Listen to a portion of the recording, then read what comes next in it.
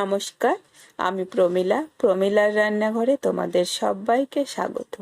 আমার আজকের রেসিপি নিরামিষ। তোমাদের সঙ্গে শেয়ার করব নতুন এক ধরনের নিরামিষ রেসিপি, বেসন দিয়ে বানাবো। তোমরা হয়তো আগে কখনো খাওনি, বা যদি খেয়েও থাকো তো আমার রেসিপিটা পুরো দেখো। আশা করি ভালো লাগবে, আর ভালো লাগলে অবশ্যই লাইক করো। চলো রেসিপিটা বানানো শুরু করি।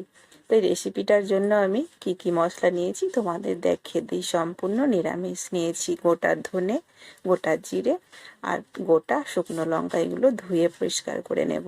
আর এখানে আদাকে কুচি করে কেটে ধুয়ে নিয়েছি, এগুলো মিক্সিতে পেস্ট করে নেব। এবার দেখো, একটা পাত্রের মধ্যে নিয়ে নিচ্ছি 1 কাপ বেসন। আমি আরও অল্প একটু বেসন নিচ্ছি, চাইলে তোমরা 1 কাপ দিয়েও করতে পারো বা এর থেকে বেশিও নিতে পারো। তো 1 কাপের থেকে একটু বেসন নিয়েছি, আর যে মশলাটা পেস্ট করে রেখেছিলাম মশলাটা আমি 1 চামচ বেসনের মধ্যে দিয়ে দিচ্ছি স্বাদ মতো লবণ। ব্যাস অল্প অল্প জল দিয়ে এই বেসনের একটা ঘোল তৈরি করে নেব। পাতলা একটা ঘোল হবে, খুব ঘন কিন্তু হবে না। আর অল্প অল্প করে জল দিয়ে কিন্তু এটাকে বানিয়ে নিতে হবে, যেন গোটা বেঁধে না যায় বেসনটা। তাই হ্যান্ড হুইস্কের মাধ্যমে এটা করতে হবে, খুব ভালো করে ফেটিয়ে নিতে হবে। তো গোটাটা বাঁধবে না। এবার একটু কালারের জন্য আমি অল্প একটু হলুদ দিয়ে দিচ্ছি, তাহলে দেখতে ভালো লাগবে। দেখো কত সুন্দর কালার লাগছে। হলুদ দিয়ে খুব ভালো করে আবারও মিশিয়ে নিলাম। তোমাদেরকে একটা চামচ দিয়ে আমি দেখাচ্ছি, যদি গোটা অংশ থাকে এভাবে চামচ দিয়ে একটু দেবে দেবে ঘুরিয়ে নেবে, তাহলে হালকা দানা দানা ভাব থাকলে এগুলো কিন্তু গলে যাবে বা পরিষ্কার হয়ে যাবে। তো এরকমই ঘোলটা তৈরি করে নেবে। চলো, অপর দিকে একটা তাওয়া বসিয়ে দিয়েছি ননস্টিকের। তাওয়ার মধ্যে আমি তেল দিয়ে দিচ্ছি, আর তাওয়াটা কিন্তু গরম করে নিয়েছি, আর গ্যাসের ফ্লেমটাকে এখন স্লো করে রেখেছি। তেলটা খুব ভালো করে তাওয়ার মধ্যে লাগিয়ে দিতে হবে। এবার অল্প অল্প করে ঘোল নিয়ে দিয়ে দেব। খুব গোল করার কোনো দরকার নেই, জাস্ট দেখতে থাকো পুরো ভিডিওটা কিভাবে বানাচ্ছি। বেসনের সবজিটা ভীষণ ভালো লাগে। তো দেখো, পুরো গোল কিন্তু করলাম না, অল্প অল্প করে ঘোল নিলাম বেসনের আর দিয়ে দিলাম। এবার আস্তে আস্তে ওপরটা ড্রাই হতে থাকবে। তো দেখো ড্রাই হয়ে গেছে, আর আমি এক সাইড ধরে এভাবে উল্টোতে থাকবো একটু সাবধানে। খুব বেশি দেরি করে করলে চলবে না, একটু ড্রাই হওয়া মাত্র এভাবে কিন্তু পাটিসাপটার মতো জড়ে নেবে। বেসনের চিল্লা বানিয়ে নেবে। এটা কিন্তু আমি চিল্লা বানাচ্ছি আজকে, বেসনের চিল্লার কারি। তো পুরো পাটিসাপটার মতন করে নিলাম। গ্যাসের আঁচটা একদম স্লো আছে, মিডিয়াম নয়। তো দেখো হয়ে গেছে এটা। এবার এটাকে আমি পিস পিস করে কেটে নেব। খুব পুড়িয়ে কিন্তু ভাজবে না। তো এই কাটাটা সম্পূর্ণ তোমাদের উপর নির্ভর করছে, ছোট করবে না বড় করবে। তো আমি ছোট ছোট সাইজে কেটে নিলাম, আমি তাওয়ার মধ্যে কেটে নিলাম। তো এগুলো একদমই ভাজা কমপ্লিট হয়ে গেছে, তাওয়া থেকে আমি উঠিয়ে নেব। একইভাবে বাকিগুলোকেও কিন্তু গড়িয়ে নেব। ভীষণ ভালো খেতে, বারবার বলছি, যদি না বানিয়ে থাকো তো অবশ্যই এই রেসিপিটা নিরামিষ দিনে কিন্তু তোমরা বানিও। তো আমি একটা প্লেটের মধ্যে নিয়ে নিলাম, আর একইভাবে বাকি চিল্লাগুলো বানিয়ে নিচ্ছি। দেখবে ছোট বড় সবাই এই রেসিপিটা পছন্দ করবে। নিরামিষ দিনে অনেক সময় আমাদের কিছুই ভালো লাগে না, তখন কিন্তু এই নতুনত্ব রান্নাগুলো ট্রাই করা যেতেই পারে। তো এটাও কিন্তু পাটিসাপটার মতো আমি জোড়ে নিয়েছি, এবার খালি কেটে নেব। খুব সহজ, খুব অল্প উপকরণে কম সময়ের মধ্যে নিরামিষ এত সুস্বাদু একটা রান্না হয়, না বানালে হয়তো তোমরা বুঝতে পারবে না।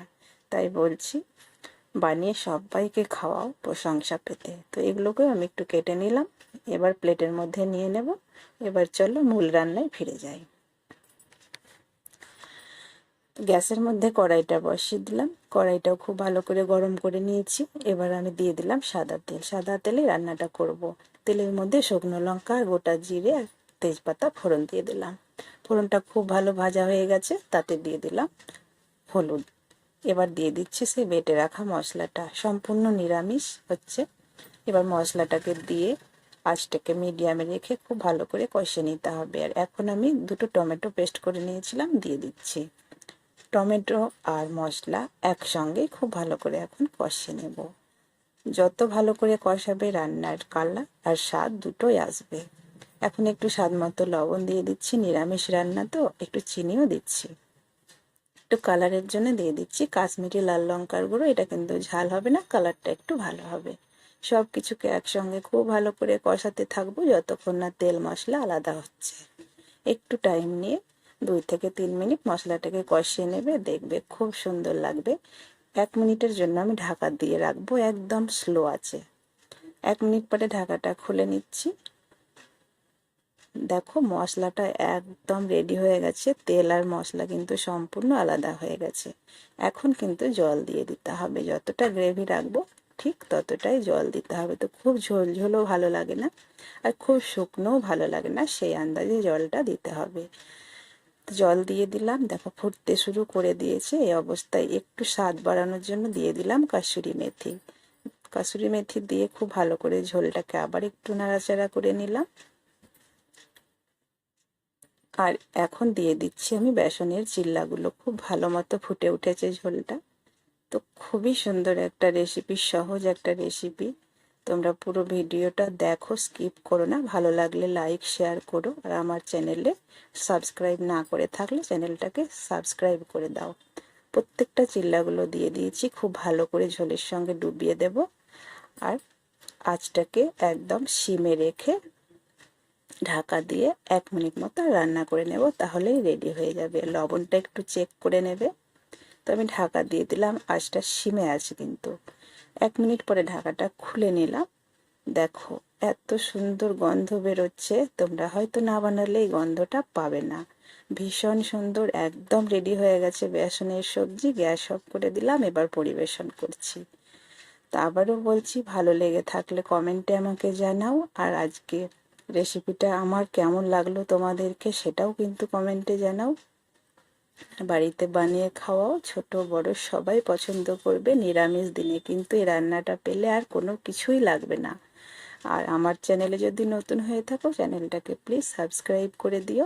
আর এরকম ঘরোয়া রান্না পেতে পাশে থাকা বেল বাটনটা ক্লিক করে রেখো। আমি যখনই ভিডিও আপলোড করব তখনই তোমাদের কাছে পৌঁছে যাবে।